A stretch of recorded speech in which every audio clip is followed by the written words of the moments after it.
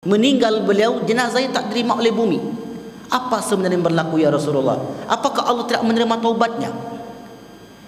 Apa kata Rasulullah? Innallaha, sesungguhnya Allah. Apa kata Rasulullah? Innal arda taqbalu man huwa syarru min sahibikum.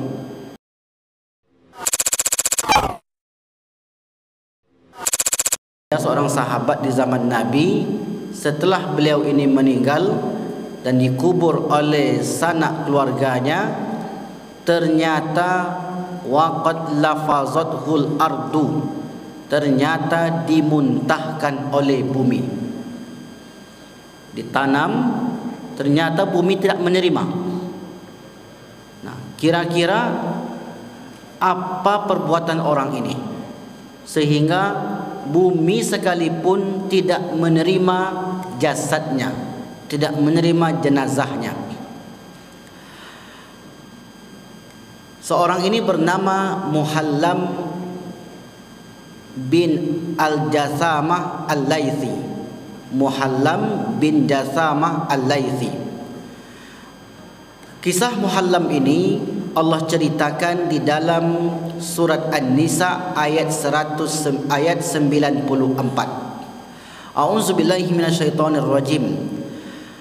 Ya ayyuhalladzina amanu idza darabtum fi sabilillah fatabayyanu wa la taqulu liman alqa ilaikumus salam lasta mu'minan tabtau 'aradal hayatid dunya fa innallahi maghanimu katsiratun kadzalika kuntum min qablu famannallahu 'alaikum fatabayyanu innallaha kana bima ta'maluna khabira. Hai orang-orang beriman, apabila kamu pergi berperang di jalan Allah, maka telitilah. Fatabayyanu, teliti maksudnya kalau orang itu sudah mengucapkan syahadat, asyhadu an la ilaha illallah wa asyhadu anna muhammadar rasulullah, bersaksi, maka orang itu tidak boleh lagi dibunuh. Itu aturan dari Islam. Fatabayyanu, maka telitilah, dicari terlebih dahulu, ditanyai orang itu. Dan janganlah kamu mengatakan kepada orang yang mengucapkan salam, yaitu orang yang bertemu, mereka mengucapkan salam kepada kita, lalu kemudian kita mengatakan kamu bukan seorang mukmin, lalu kamu membunuhnya dengan maksud mencari harta benda kehidupan di dunia. Karena di sisi Allah ada harta yang banyak. Begitulah keadaan, begitu jugalah keadaan kamu dahulu. Maka ini menjelaskan keadaan kamu dahulu. Siapa yang dimaksudkan dahulu di sini? Yaitu dua orang. Yang pertama Muhallam bin Jasamah Al-Laythi, yang kedua Amir bin Al-Atbat Al-Ashja'i. Lalu Allah menganugerahkannya atas kamu, maka telitilah. Jadi dua kali Allah pakai kata fatabayyanu. Sesungguhnya Allah Maha mengetahui apa yang kamu kerjakan. Kalau kita tengok Al-Quran, kata fatabayyanu, klarifikasi, teliti, tanya terlebih dahulu, itu ada dua ayat. Yang pertama dalam surat An-Nisa 94, yang kedua surah Al-Hujurat ayat 6. Ya ayyuhalladzina amanu in ja'akum fasikum binaba'in fatabayyanu. Wahai orang beriman, jikalau ada orang fasik, orang pendusta datang kepadamu membawa satu berita, satu kabar, maka jangan langsung dipercaya. Teliti terlebih dahulu, klarifikasi, ditanya. Fatabayyan. Kenapa Allah tegaskan demikian? Karena klarifikasi, meneliti itu penting. Sebabnya Muhallam ditolak jasadnya oleh bumi karena beliau tidak meneliti terlebih dahulu, tidak menanyai orang tersebut. Assalamualaikum, kata Amir bin Al-Adbat ini. Kata Muhallam langsung dihukumi, kamu itu tidak beriman, ditebas lehernya, mati. Awal kisah bermula pada tahun ke-7 Hijriah. Rasulullah SAW mengutus beberapa orang sahabat, di antaranya adalah Abu Qatadah, Muhallam bin Jathama Al-Laitsi dan sahabat-sahabat yang lain, untuk menengok ada di satu daerah, yang daerah itu disebut dengan Idim atau Adam, pakai alif, dha dan mim, Adam, yaitu di Arab Saudi saat ini. Karena di situ penduduk-penduduk Adam ini, mereka selalu menyusahkan Rasulullah dan selalu merusak citra Islam, artinya menjelek-jelekkan Islam. Maka Rasulullah utus sahabatnya ini untuk menengok kondisi tersebut, apa benar atau tidak, diklarifikasi terlebih dahulu. Kalau betul, maka sampaikan kepada mereka apa maksudnya menjelek-jelekkan. Kalau mereka ingin berperang, kita berperang. Kalau tidak, maka lakum dinukum waliyadin, agamamu untukmu, agamaku untukku, tak boleh saling mengganggu. Itulah aturan dalam Islam. Lalu kemudian diutuslah sahabat ini sampai di satu daerah, ternyata tidak ada apa-apa di sana. Berarti perlu memang klarifikasi. Di tengah perjalanan pulang, maka bertemulah mereka dengan seorang yang bernama Amir bin Al-Adbat Al-Ashja'i. Lalu kemudian Al-Adbat itu sedang mengembala kambingnya. Ada mengatakan sedang mengembala untanya, ada mengatakan sedang mengembala biri-birinya. Intinya sedang mengembala, sedang bekerja. Lalu kemudian diucapkanlah salam oleh Amir tadi, Assalamualaikum. Ternyata datanglah si Muhallam tadi, mendekatinya, lalu kemudian dipanah dan ditebas lehernya. Setelah itu ditanyalah oleh sahabat ini, kenapa engkau lakukan itu wahai Muhallam? Dia itu hanya berlindung saja, dia membentengi diri dia agar kita tidak membunuhnya. Karena sahabat ini tidak diberi wahyu, akhirnya mereka tidak mempertanyakan lebih jauh. Sesampai mereka di kota Madinah, diadukanlah kasus itu kepada Rasulullah sallallahu alaihi wasallam. Ya Rasulullah, ada kasus. Ya, apa kasusnya? Terjadi pembunuhan. Siapa yang membunuh? Ini sahabat kita Muhallam. Kenapa engkau membunuhnya wahai Muhallam? Ya Rasulullah, kami dahulu di masa jahiliyah sering bertengkar, sering cekcok, dan saya tahu siapa Amir itu. Dia sebenarnya menyembunyikan keislaman dia, dia pura-pura saja. Maka ketika dia berjumpa dengan kami, saya tahu isi hatinya, bahwasanya dia itu hanya ingin mengelak dari saya, dari kami para sahabatmu ya Rasulullah. Kata Rasulullah, fahala syaqaqta an batnihi, apakah engkau sudah belah dada orang itu? Engkau tengok hatinya, sehingga engkau bisa mengatakan bahwa dia hanya berlindung. Kata Muhallam ini, lau syaqqaqtu batnahu ya Rasulullah, andai aku belah dadanya itu ya Rasulullah, aku tengok isi hatinya, dia tetap kufur. Marah Rasulullah, tidak boleh menghakimi orang, kata dia. Karena yang tahu isi hati manusia hanya Allah Subhanahu wa ta'ala. Kata Rasulullah, nahkum bizawahir, kita menghukumi orang itu yang zahirnya.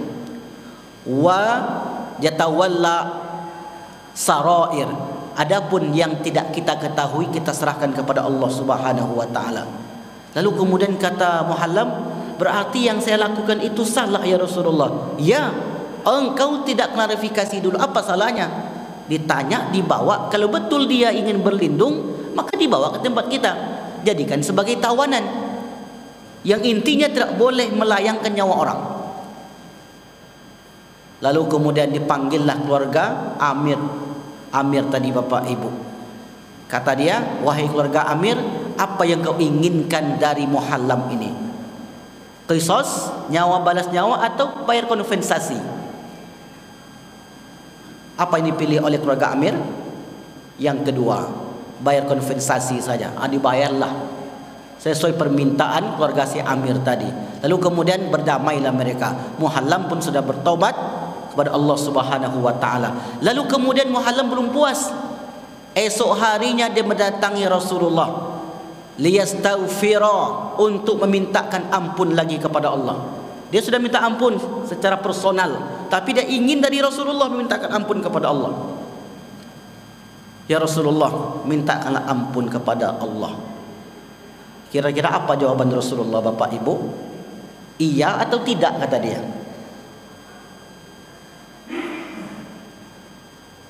Iya atau tidak, kata dia. Kata Rasulullah, kaget Muhallam ini.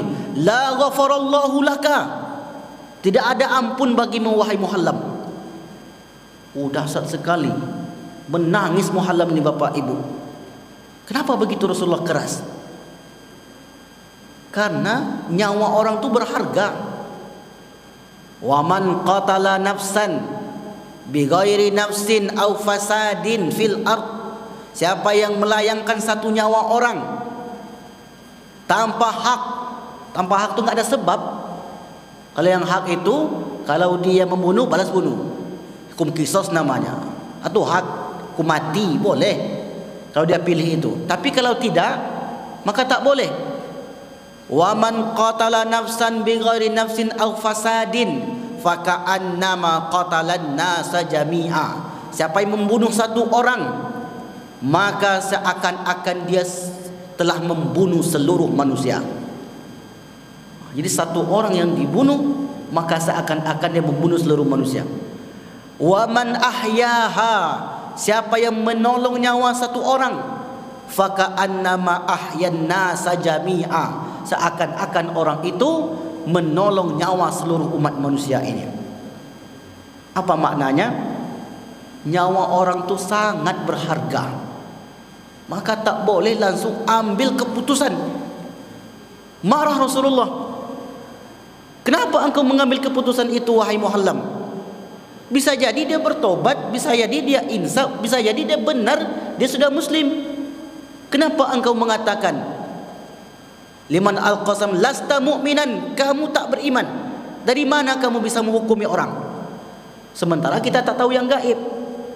Apalagi tujuanmu, kata Allah, aradal hayatid dunya, untuk mengambil gembalaan si Amir tadi. Karena diambilnya, Bapak Ibu, setelah Amir itu dibunuh dia, kemudian gembalanya itu dibawa pulang ke kota Madinah. Itulah yang membuat Rasulullah marah. Enteng saja untuk melenyapkan nyawa orang. Lalu kemudian Muhallam pun keluar dari rumah Rasulullah, dan tak lama kemudian terdengarlah kabar bahwa Muhallam meninggal. Dikuburkan oleh ahli keluarganya. Setelah dikubur, esoknya jenazah Muhallam ditemukan di luar. Wa qad lafazatuhul ardu, ditemukan di luar. Lalu keluarga Muhallam katakan, ini pasti perbuatan keluarga si Amir. Dah datang pula buruk sangka. Tapi mereka tak berani karena tak ada bukti. Karena bukti itu perlu untuk menunjukkan suatu kebenaran. Akhirnya mereka pun menimbun lagi, dikubur lagi. Esok harinya lafazatuhul ardu, rupanya jenazah Muhallam ini dilemparkan lagi oleh bumi sampai 3 kali. Terakhir apa yang terjadi, Bapak Ibu? Jenazah Muhallam itu diletak di sebuah bukit dan ditimpa dengan batu. Akhirnya disitulah terakhir Muhallam dikuburkan. Kemudian berita itu, fenomena itu disampaikanlah ke Rasulullah SAW. Ya Rasulullah, ada fenomena yang sangat kami tak dapat terima. Jenazah Muhallam yang kemarin berlaku kasus dengan keluarga si Amir, meninggal beliau, jenazahnya tak terima oleh bumi. Apa sebenarnya yang berlaku ya Rasulullah? Apakah Allah tidak menerima taubatnya? Apa kata Rasulullah? Innallaha, sesungguhnya Allah. Apa kata Rasulullah? Innal arda taqbalu man huwa syarru min sahibikum. Sesungguhnya bumi itu menerima orang yang lebih buruk daripada Muhallam itu. Siapa orang yang lebih buruk? Abu Jahal, Abu Lahab, Umayyah bin Khalaf, kemudian Utbah dan lain sebagainya. Itu lebih buruk daripada Muhallam. Muhallam sudah Muslim, Muhallam juga ikut berjihad, Muhallam juga sudah bayar kompensasi uang, Muhallam juga sudah bertaubat. Tetapi kenapa Rasulullah katakan innal arda taqbalu man huwa syarru min sahibikum? Ada orang lebih buruk daripada perbuatan dia itu diterima oleh bumi. Walakinnallah, akan tetapi Allah arada ayyu'izakum, tapi Allah ingin memberi pelajaran kepada kalian. Itulah kata Rasulullah. Jadi sebenarnya yang diambil, hikmah yang kita ambil dari kisah ini, bahwa Allah memberi pelajaran bahwasanya jangan mudah untuk melenyapkan nyawa orang.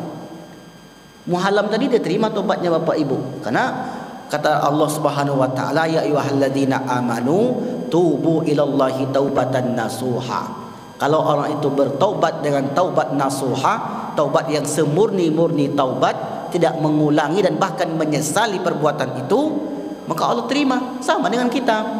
Dulu banyak dosa yang kita lakukan di usia muda kita, banyak perbuatan buruk yang kita lakukan, kemaksiatan yang kita buat. Tapi kita diberi umur panjang, kita pun bertobat. Kita hanya sesali perbuatan kita masa lalu dan kita tidak mengulanginya lagi. Maka tobat kita diterima. Asal jangan tobat sama lado saja. Hari ini buat, besok hari ini tobat, besok buat lagi, besok buat, besok tobat lagi, besok buat. Kata para ulama, itu namanya mempermainkan taubat. Meskipun Allah itu Tawwabur Rahim, sentiasa menerima taubat manusia, tetapi ada di antara manusia yang mempermainkan taubatnya. Dalam salah satu ayat dalam surah An-Nisa juga, innal ladzina amanu, dia beriman, summa kafaru, dan kufur, keluar dari iman, summa amanu, beriman lagi, summa kafaru, kemudian kafir lagi. Kalau sampai 2 kali, berarti mempermainkan.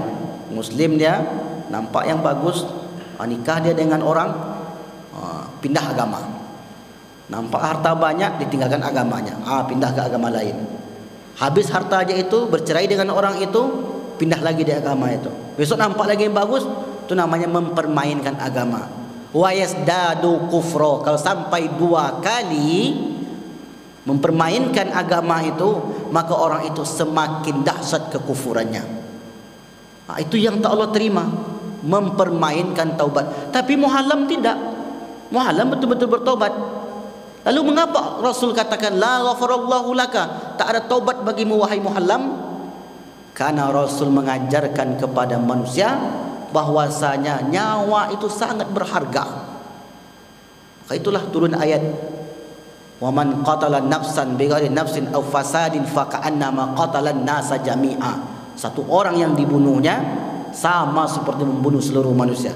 Satu orang diselamatkan oleh dia, misalnya dia seorang dokter, diselamatkan nyawa orang itu, selamat dia. Misalnya dia terjepit, ditarik tangannya, tak jadi terjepit. Misalnya ada orang yang menabrak dia, ditarik tangannya, selamat dia.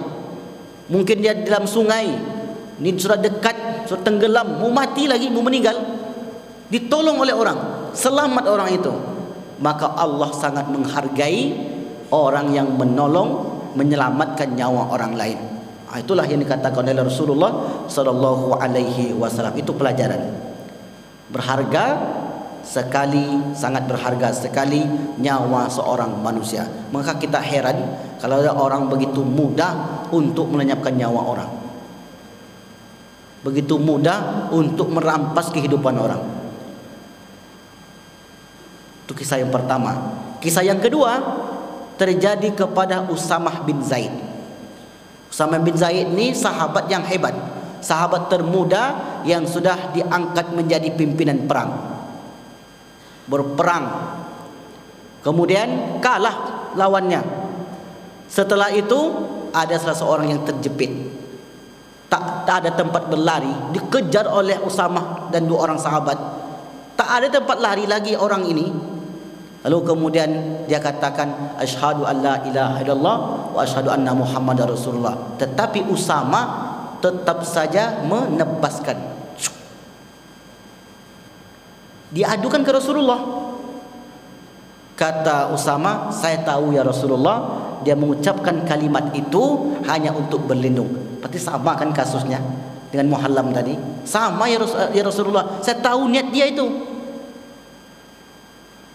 Kata Rasulullah, engkau tak tahu niat orang. Kemudian, ya Rasulullah, tapi betul dia tu berlindung kan, kami sudah kejar. Kalaupun sudah kamu kejar, apa salahnya ditangkap? Kata para ulama begitu. Kan sudah dikejar, sudah terjepit, tak bisa melawan lagi.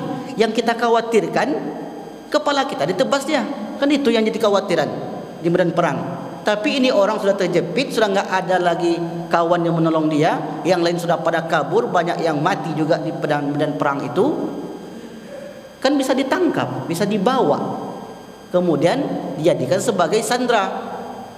Kenapa engkau memberanikan diri? Maka Rasulullah marah berat kepada Usamah bin Zaid tadi, Bapak Ibu yang berbahagia. Artinya dua kisah ini ternyata sudah ada di zaman Nabi, sahabat sendiri melakukan. Tapi kisahnya si Usama tidak sampai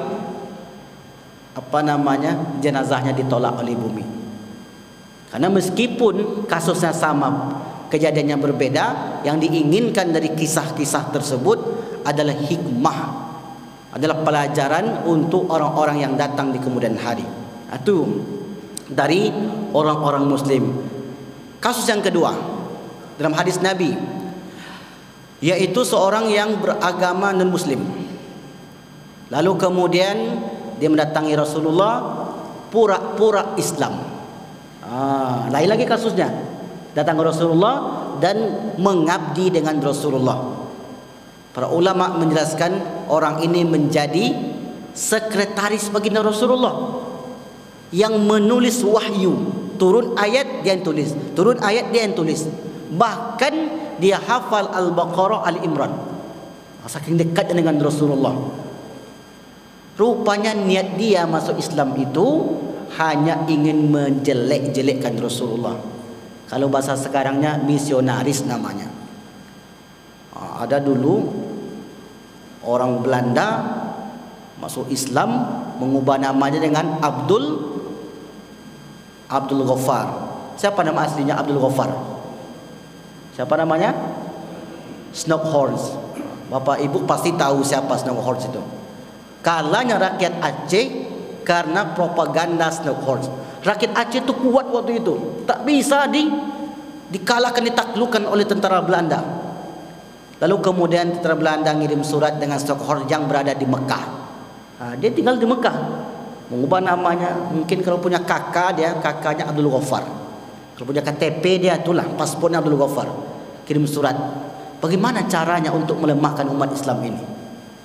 Lalu kemudian datang Abdul Ghaffar itu ke Indonesia, datang ke Aceh, lalu kemudian dipelajarinya. Ternyata mudah. Bagaimana caranya? Angkat saja masalah khilafiyah, nanti mereka bertengkar. Kalau mereka sudah bertengkar, tak akan kuat lagi. Asik dia di dalam, bertinju dia. Ini gara-gara jenggot tak mau dia bersalaman. Kalau khilafiyah namanya Pak. Dia sesat, dia sesat. Masa gara ini? Yang tak tumbuh jenggotnya macam mana? Gara-gara Isra Mi'raj, Maulid Nabi, itu yang diangkat.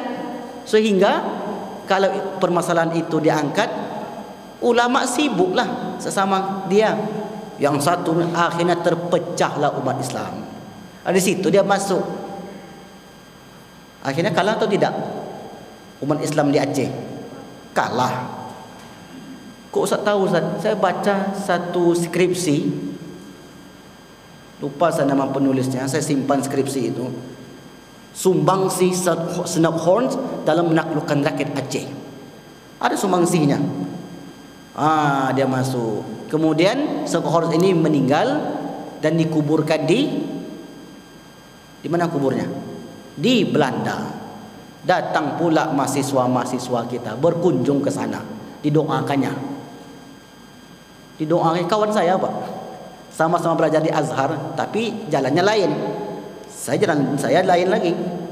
Datang dia ke Belanda itu, tegak dia dikubur Snockhorst itu.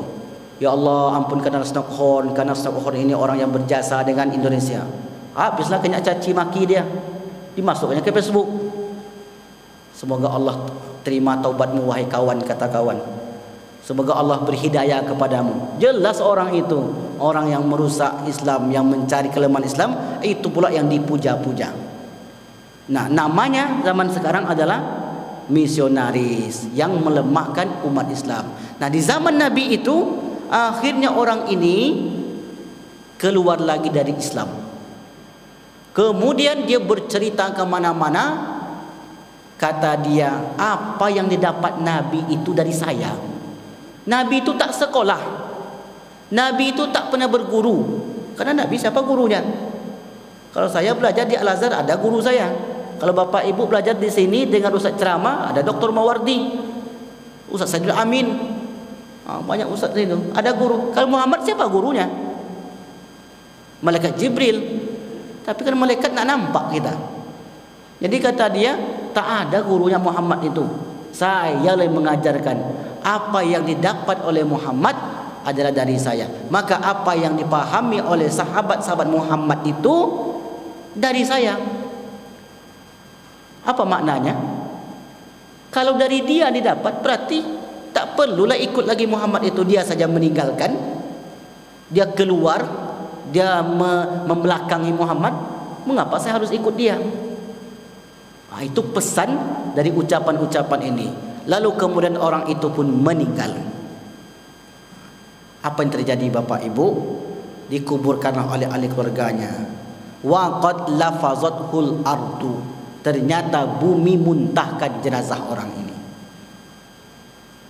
Kasusnya sama, 3 kali dikuburkan, dimuntahkan terus. Akhirnya dibawalah jenazah ini ke tengah laut, dibuang di sana.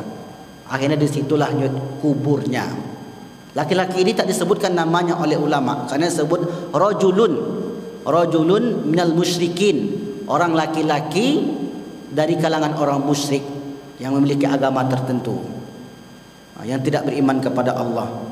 Akhirnya dilaporkanlah kepada Rasulullah, ya Rasulullah, dulu orang yang menjadi orang terdekat denganmu, yang menjadi juru tulismu, yang setiap saat engkau bersama dia, ternyata dia sudah meninggal dan jenazahnya tidak diterima oleh bumi. Lafazathul ardu. Kata Rasulullah SAW, karena perbuatan dia itu perbuatan yang sangat buruk sekali. Artinya apa Bapak Ibu yang berbahagia? Kalau saat ini kita mendengar berita atau kita membaca berita dengan dari orang ada kasus yang berlaku, maka kita tak heran. Siapa zaman sekarang yang seperti itu? Yang hidup di zaman sekarang tapi sudah meninggal, yang dikuburkan, kita baca di berita, tak diterima oleh bumi. Siapa? Tu bapak tu tahu. Siapa katanya?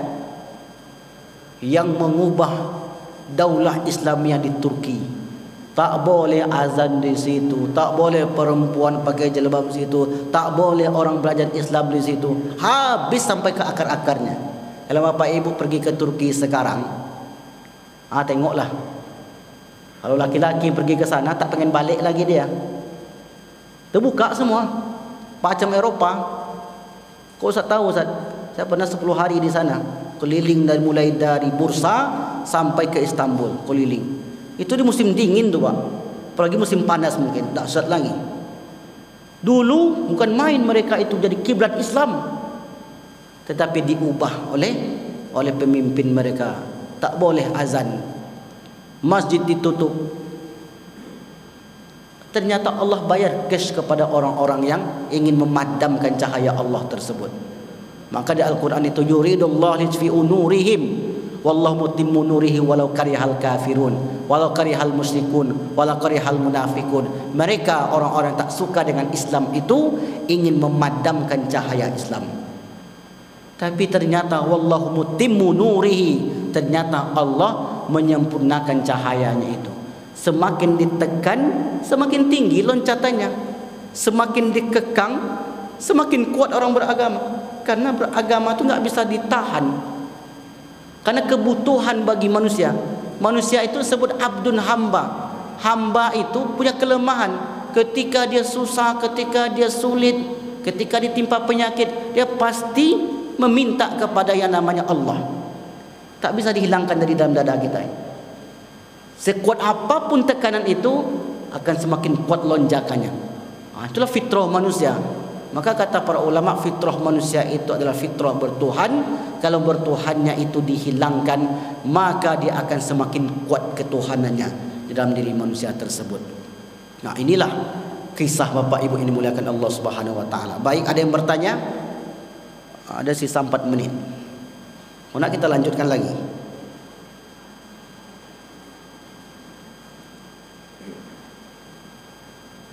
Alhamdulillah, paham berarti semua.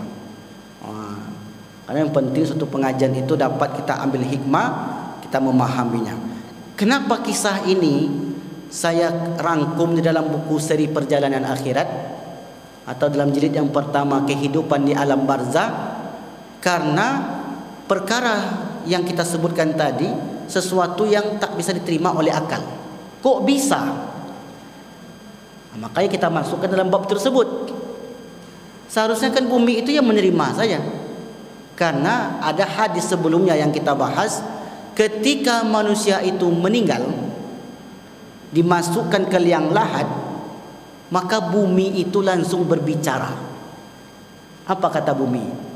Ama alimta anni baitul wahsya, tahukah engkau wahai mayit, saya ini adalah rumah yang penuh ketakutan. Itu kata bumi, Pak. Saat kita meninggal dimasukkan ke liang kubur, bumi itu berbicara, ama alimta anni baitul wahsya, ama alimta anni baitul zulma, wahai mayit, tahukah engkau bahwasanya saya ini adalah rumah yang penuh kegelapan. Ama alimta aini batud dud, anni baitud dud, tahukah engkau wahai mayit, sesungguhnya saya ini rumah yang penuh dengan ulat. Fama a'dattali, lalu mengapa engkau tidak mempersiapkannya? Ternyata setelah kita meninggal, bumi itu berbicara. Berbicara kepada orang-orang yang jahat, juga berbicara kepada orang-orang yang baik. Idza mata hamilul Quran, apabila para penghafal Quran itu meninggal, artinya ada Al-Quran yang dibawanya, yang dihafalnya. Auhallahu ilal ardi, Allah berfirman kepada bumi, liakli lahmahu, untuk memakan jasadnya. Jadi kata Allah, wahai bumi, ini jatahmu, silakan makan jasad orang ini. Maka bumi itu menjawab, wa kaifa akilu lahmahu, ya Allah, bagaimana mungkin aku memakan jasad orang ini? Wa kalamuka fi jawfih, sementara firmanmu berada di kerongkongannya. Itulah ucapan bumi tadi. Karena Bapak Ibu yang berbahagia, kalau kita meninggal di dalam tanah itu paling lama 3 hari 3 malam. Itulah paling lama. Badan kita membusuk, membengkak, mengeluarkan zat, kemudian meletus. Setelah meletus, datang ulat, dimakannya dulu yang lembut-lembut. Inilah penelitian para saintis, dimakannya lembut-lembut, dimakan isi perutnya, dimakan isi matanya, sampai yang lembut-lembut itu habis, baru dimakan yang keras-keras. Tetapi tak berlaku kepada orang yang membawa Al-Quran tadi. Allah berfirman kepada bumi, wahai bumi, ini jatahmu, silakan dimakan. Kata bumi, ya Allah, aku tak mau makan orang ini, karena dia membawa firman-Mu di dalam matinya.